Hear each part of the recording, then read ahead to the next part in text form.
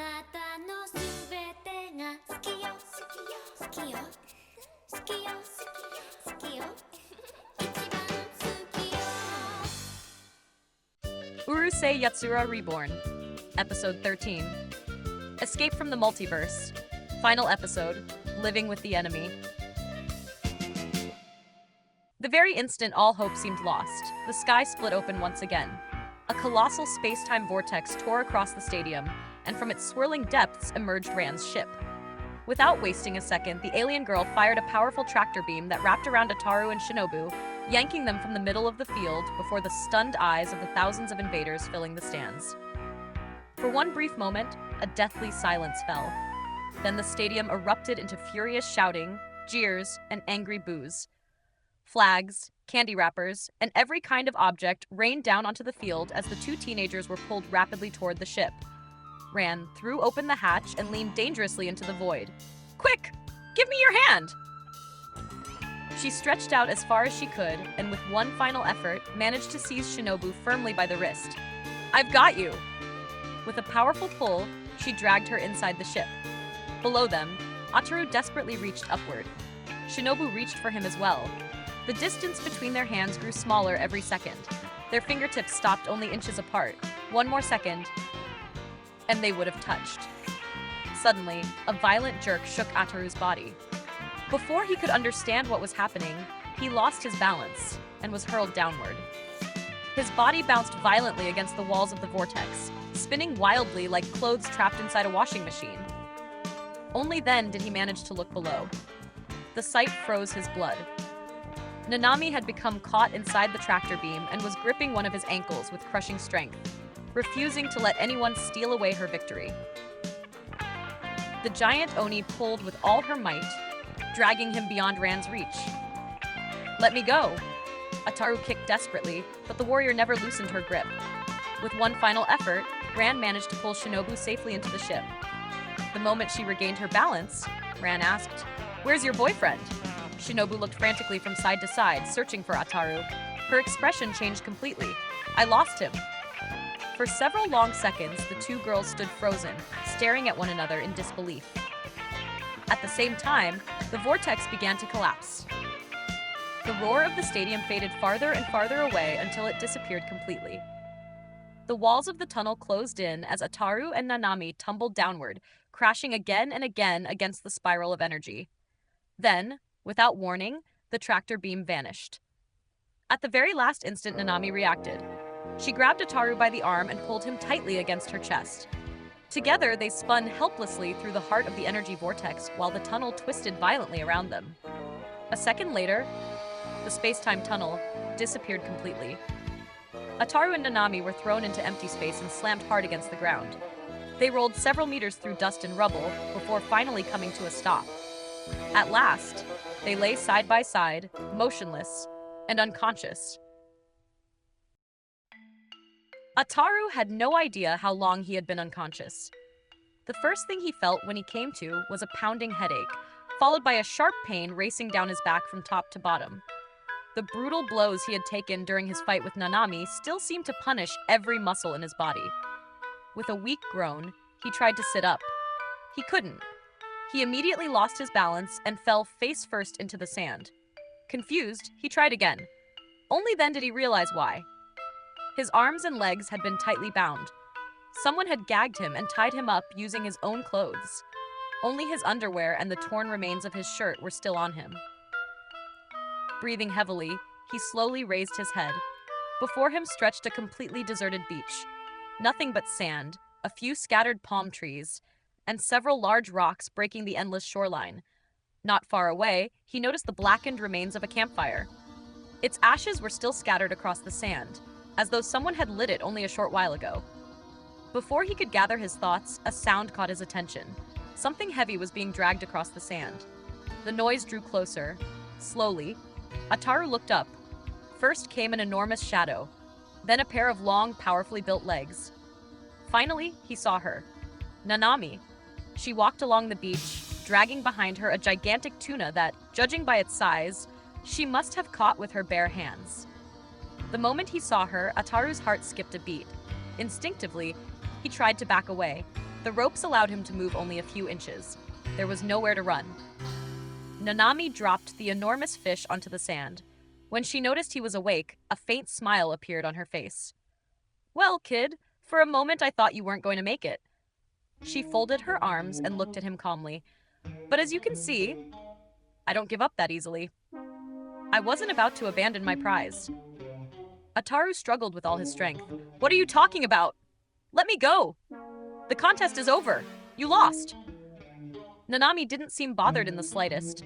She picked up a large seashell and began scraping the scales off the giant tuna with smooth, remarkably skilled movements. Without stopping her work, she answered calmly, "I don't know what that schemer Ran was planning, or what kind of relationship she has with you. All I know is that once my people realize I've disappeared, they'll come looking for us." She glanced at him briefly. "Until then, it's my duty to keep you alive." Ataru continued, struggling desperately. "Then, start by untying me." Nanami set the shell down on the sand. She walked over slowly, leaned in until her face was only inches from his, and gave him a wicked smile. "No one said? I have to return you in one piece." Ataru froze instantly. An uneasy silence settled over the beach. Nanami ruffled his hair with a mixture of teasing and quiet affection. "That's much better." A little later, she finished cleaning the tuna. Then she searched the nearby rocks and returned with several chunks of natural sea salt she had chipped loose. She carefully rubbed the meat with the salt and laid the thick fillets across a makeshift grill woven from branches. With a tiny spark of electricity, she reignited the campfire, feeding it with dry leaves and fallen palm trunks. As he watched the flames, Ataru finally broke the silence. "How do you know we're in another reality?" Nanami stared into the fire for a few moments. "Because nothing about this place feels familiar." She paused before continuing. "We Oni are space conquerors. During our training, we're taught how to deal with situations like this. Although interfering with other realities is strictly forbidden, interdimensional accidents happen far more often than you'd imagine. There are survival protocols for cases like this." A faint smile crossed her face. "If it makes you feel any better, this is my first survival mission outside my own universe, too." As the sun slowly dipped below the horizon, the air grew cooler. Nanami laid several thick tuna steaks across a simple grill made from fresh green branches. Fat dripped onto the glowing coals with a lively sizzle, filling the air with a rich aroma that made Ataru's stomach growl. The giant Oni devoured her portion with an astonishing appetite. Then she sliced off a smaller piece and walked over to Ataru. Since his arms and legs were still tied, she had no choice but to feed him herself. Ataru protested at first, but hunger won in the end. For several minutes, neither of them spoke. Only the crackling fire and the endless rhythm of the waves breaking against the shore filled the silence. Finally, Ataru spoke. "Nanami, you have to understand. This was all a mistake. I'm not the Ataru from your universe. Those soldiers never listened to me. They mistook me for someone else." Nanami gazed into the glowing embers for several moments. A faint smile appeared on her face. "I don't know what you're trying to accomplish with that story, kid." She picked up another piece of fish and continued eating without the slightest concern. "But there's something you should understand, too. For me, this has never been personal." Her eyes remained fixed on the fire. "I've been doing this job since I was 14. This is what I was trained for. This is what I live for." She paused briefly. "Your world is just another star on my list of conquests." She slowly lifted her eyes. "When all of this is over, I'll return to my planet and finally live the life I've always wanted." She said nothing more. She stretched out on the sand, folded her arms behind her head, and only a few minutes later, the deep sound of her snoring blended with the murmur of the ocean. Ataru remained awake for a long time. He looked up at the stars. He thought about Shinobu, but he also thought about Ran, about Sakura from the infirmary, Ryunosuke, Yumiko, Otoko, the girl from the flower shop, and many others. And for the first time since everything had begun, he realized that perhaps no one knew where to find him. The days began to repeat themselves. Every morning, Nanami disappeared out to sea. Sometimes she returned, dragging another enormous tuna. Other times, she came back with a giant octopus. Occasionally, only a handful of smaller fish. But she always found food. She always kept the fire burning. She always made sure Ataru stayed alive. As the days passed, Ataru began to notice something. Despite how enormous, powerful, and intimidating Nanami could seem, there was also an unexpectedly gentle side to her. Behind that imposing appearance, he discovered someone with a natural, effortless beauty. A beauty she herself seemed completely unaware of. Nanami paid little attention to modesty, flirting, or appearances. Her entire life had been devoted to something else: competition, combat, and survival. To her, strength, endurance, and overcoming any challenge had always mattered far more than the softer, more feminine qualities others admired. Perhaps that was exactly what made her even more attractive in Ataru's eyes. She never tried to impress anyone. She was simply herself. As the days went by, however, Nanami noticed something troubling. Ataru's wrists and ankles had begun turning dark. Being tied up for so many days was cutting off his circulation. She examined the makeshift ropes fashioned from strips of his torn uniform. She frowned slightly. "This isn't good anymore, kid." She looked around. The beach remained completely deserted. No villages, no boats, no signs of civilization. Only the sea, the palm trees, and the rocks. At last, she let out a quiet sigh. "You don't have many places to run. And honestly, I doubt you'd survive very long without me." She knelt beside him. One by one, she untied every knot.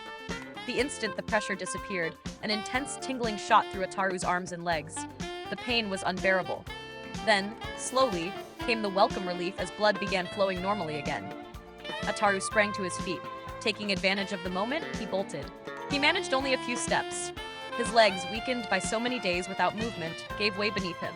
He collapsed heavily onto the sand. Nanami burst into laughter. "Don't be stupid, kid." She walked over at an unhurried pace. "Your best chance of surviving is staying with me." She pointed toward several fish fillets drying carefully on nearby rocks. Around them stood a small improvised camp. The fire, the branch grill, their food stores, and a simple shelter woven from palm leaves. Without saying another word, Ataru quietly sat back down on the sand. As he slowly rubbed his wrists and ankles, he realized that, at least for now, he had nowhere else to go.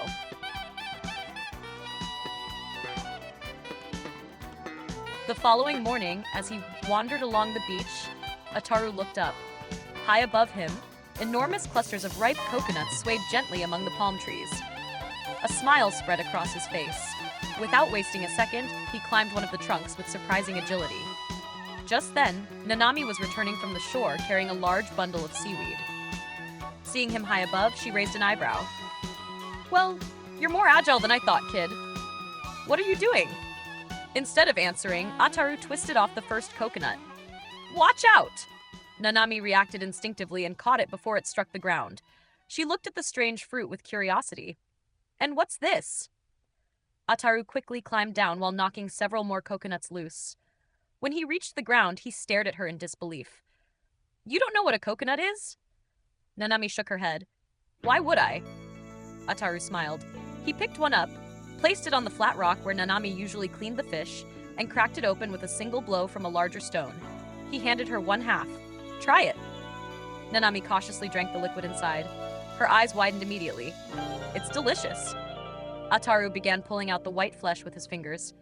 "And you can eat this part too." Nanami took a bite, chewed slowly, then smiled. "Incredible." Ataru pointed toward the palm trees. "These will give us fresh water for a long time. Much better than collecting water from those cacti." Nanami nodded. "You're right, and it tastes much better." She looked up into the tall palm crowns. "Good find, kid." Ataru looked up as well. "Then fly up there and bring the rest down." Nanami looked puzzled. "Fly? Yeah. Like Lum." The giant Oni laughed. "So you think every Oni can fly?" She shook her head. "No. Princess Lum belongs to the Royal Thunder family.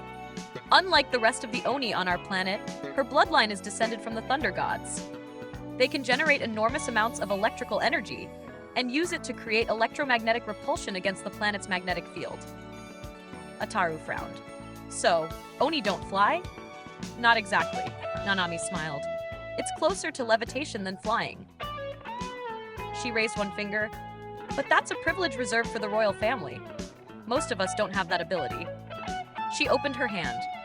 Tiny sparks of electricity danced across her fingertips before fading away. At best, I can generate enough electricity to light a campfire. Ataru looked at her in surprise. I never would have guessed. Nanami turned her gaze back toward the palm trees. That doesn't mean I can't reach them. She slowly bent her knees. Her body settled into the stance of a great predator preparing to pounce. The next instant, she leaped.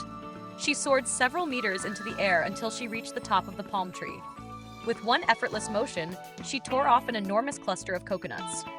Then she landed just as easily as she had jumped. She dropped the coconuts in front of Ataru.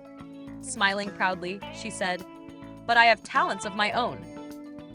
Ataru burst into applause, laughing. Nanami answered with an exaggerated bow, as though she had just finished a circus performance. For the first time since they had become stranded on that beach, their laughter echoed across the shore. Hours later, Ataru suddenly broke the silence. He sat beside the campfire, watching the horizon while the waves crashed endlessly against the coastal rocks. Nanami, do you think someone will ever come to rescue us? The giant Oni slowly raised her eyes. It's been almost 3 months already. For several moments, they both stared silently out across the ocean. At first, I thought it would only take a few days, Nanami said quietly, but it's obvious something happened. Her eyes followed the rolling waves. We probably landed somewhere deep inside unknown space-time. That's why it's taking them longer to find us. She paused.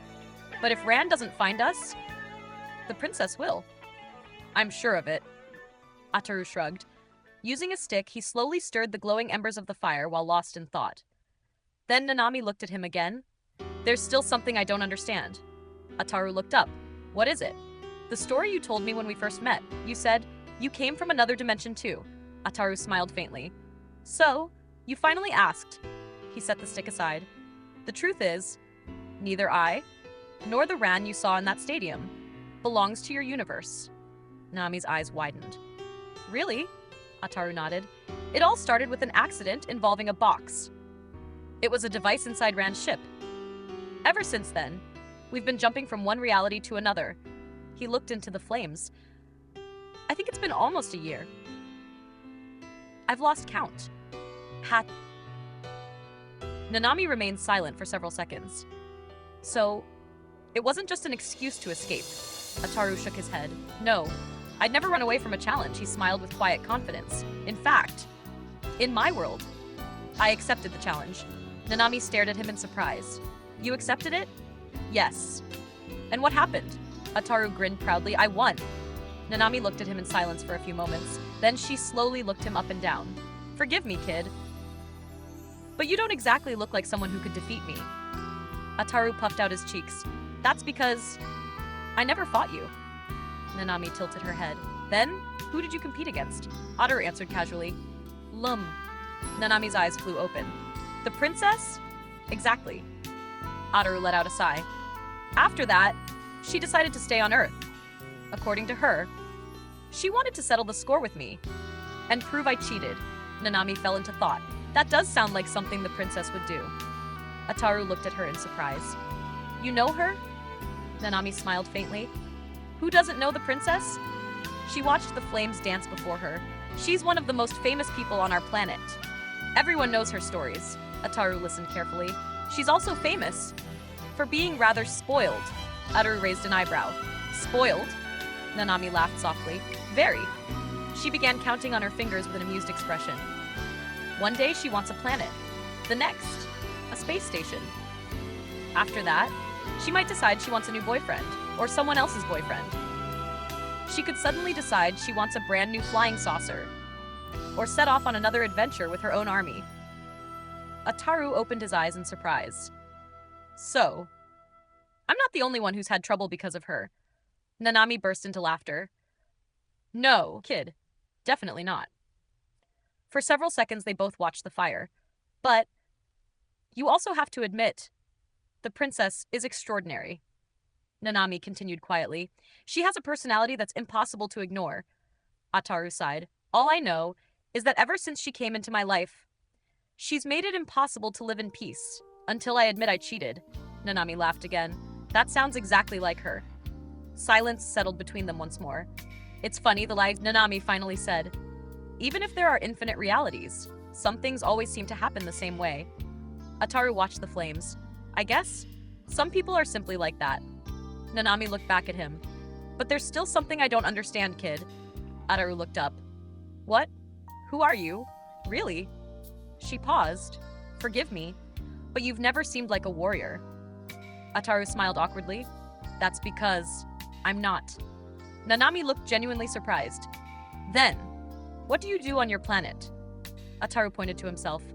I'm a student. Nanami blinked. A student? Yeah.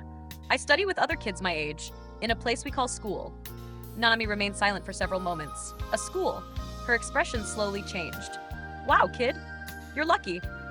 Ataru looked at her curiously. Nanami gazed into the fire. In my world, only the children of the nobility are allowed to attend school. I wish I could have studied somewhere like that. To be with other people my own age. To have lived a different life. She slowly lowered her eyes. But my life was always different. She paused. Since I was little, I was raised to compete, to fight, and to survive. She looked down at her own hands. I don't know any other way to live. The sound of the ocean filled the silence. I don't have a home to return to. I'm always traveling. From planet to planet, her expression softened. My family is my sisters. The other Oni warriors I grew up with. Ataru watched her in silence. For the first time since meeting her, he stopped seeing her as a rival. He stopped seeing her as a threat. He simply saw a girl his own age. Someone who, just like him, had been thrown into a destiny she had never chosen. Someone who, deep inside, had probably wondered what her life might have been. If she had ever been given the chance to choose another path.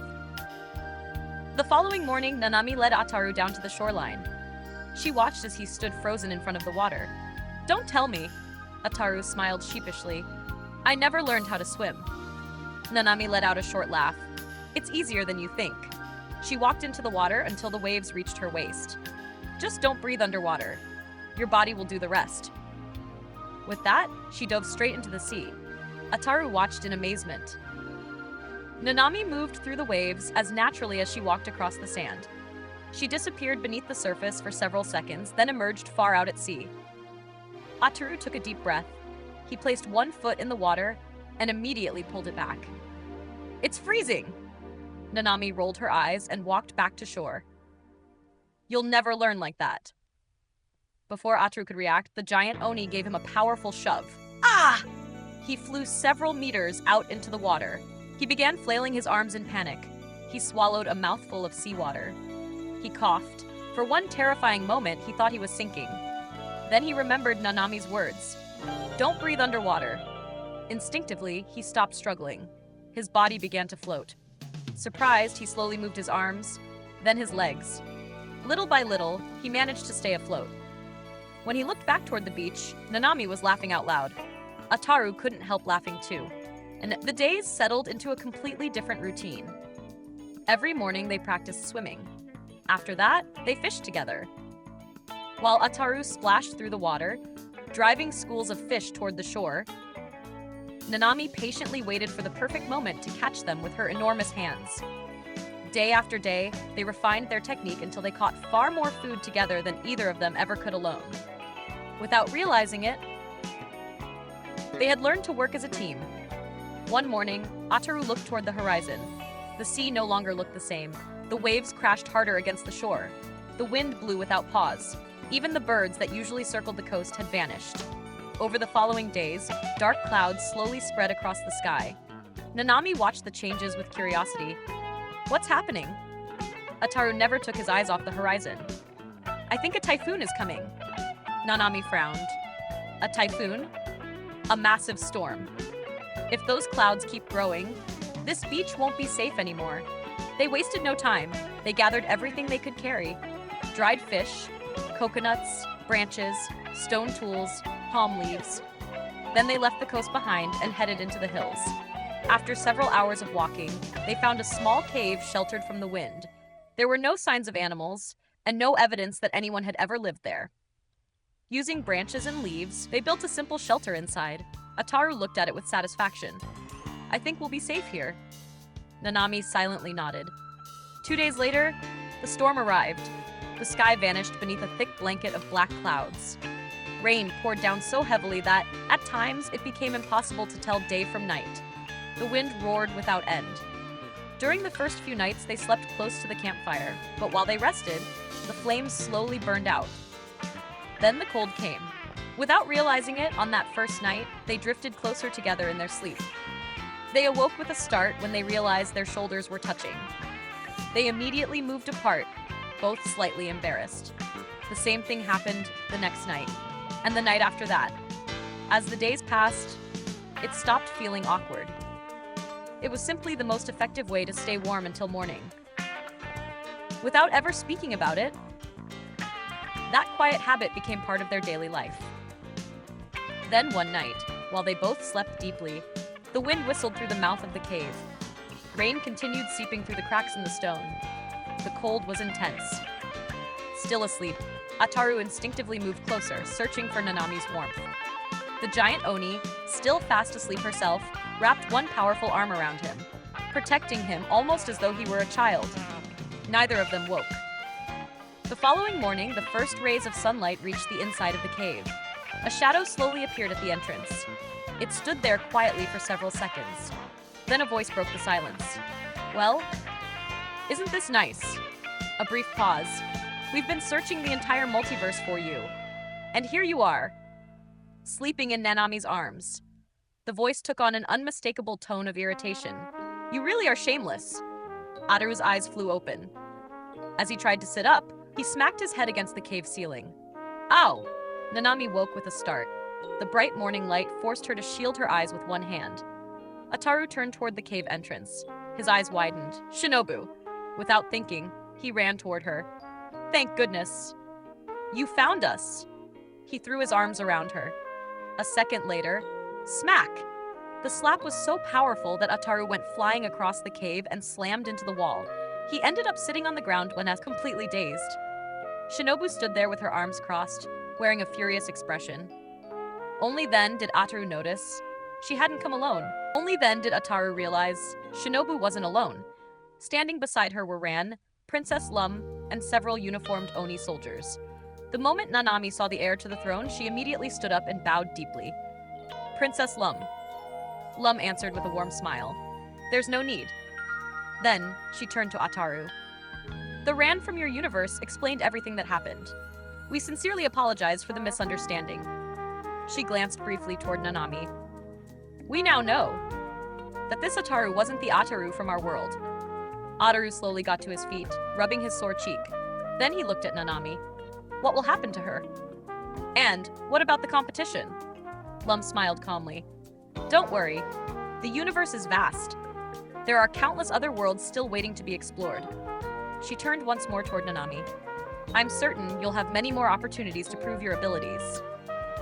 The giant Oni smiled with unmistakable pride. Thank you very much, Princess. For a brief moment, silence filled the cave. Nanami walked over until she stood in front of Ataru. She looked at him for several seconds. Then she smiled with the same calm expression he had come to know during those long weeks. She gently ruffled his hair. Take care, kid.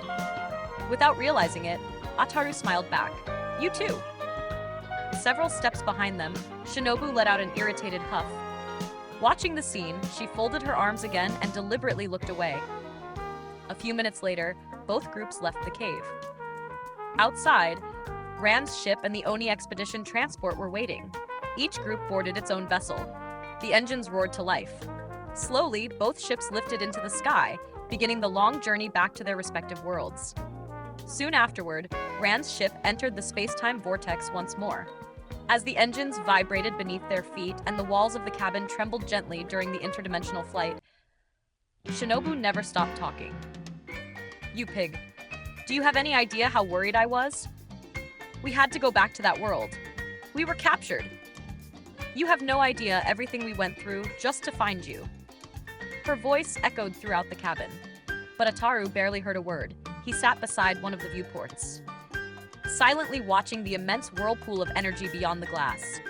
His thoughts were somewhere else. What had become of Nanami? What world had she returned to? Had they finally found the Ataru from her universe? Had that endless war finally come to an end? For the first time in a long while, Ataru had no answers, only silence. A few minutes later, Ran's ship landed gently in a small park in Tomobiki. The hatch opened. Ataru and Shinobu walked down the stairs. From the entrance of the ship, Ran raised a hand in farewell. Beside her, Rei did the same with a broad smile. The hatch closed once again. The engines roared. Within seconds, the ship disappeared into the clouds, heading back toward the Oni homeworld. The walk home passed almost in silence. Almost. Shinobu continued walking a few steps ahead of Ataru. All men are the same. She shook her head in open disappointment. I can't believe I actually thought you'd changed. Ataru followed behind without saying a word. His head hung low in resignation. When they finally reached the Moriboshi house, Shinobu stopped. Without turning around, she spoke firmly. One more thing. She slowly turned to face him. I don't want you telling anyone. What happened in that world? She lowered her eyes for a moment. It's not exactly a story I'm proud of. She turned to leave. Ataru stepped toward her. Shinobu, wait. You have to listen to me. It wasn't what it looked. Smack! The slap echoed down the entire street. Ataru stood frozen, his head turned to one side. Shinobu looked at him one last time. I never want to see you again. She paused briefly. As far as I'm concerned, we're finished. Without waiting for an answer, she walked away and disappeared down the street. Ataru remained standing there for several long seconds. Then, in silence, he opened the front door of his house. Hi, Ataru. His mother greeted him naturally from the kitchen. Dinner will be ready in a few minutes. Ataru answered with nothing more than a distracted murmur. Then, something caught his attention. The calendar. He slowly walked toward it. He read the date once, then again. It couldn't be. For his family, for Shinobu, for everyone in his world. Only a few hours had passed since his disappearance. Ataru stood motionless before the calendar. For them, it had been only one afternoon. But for him, more than a year had gone by. And as he stood there, he realized that even though he had finally returned home, he was no longer the same person.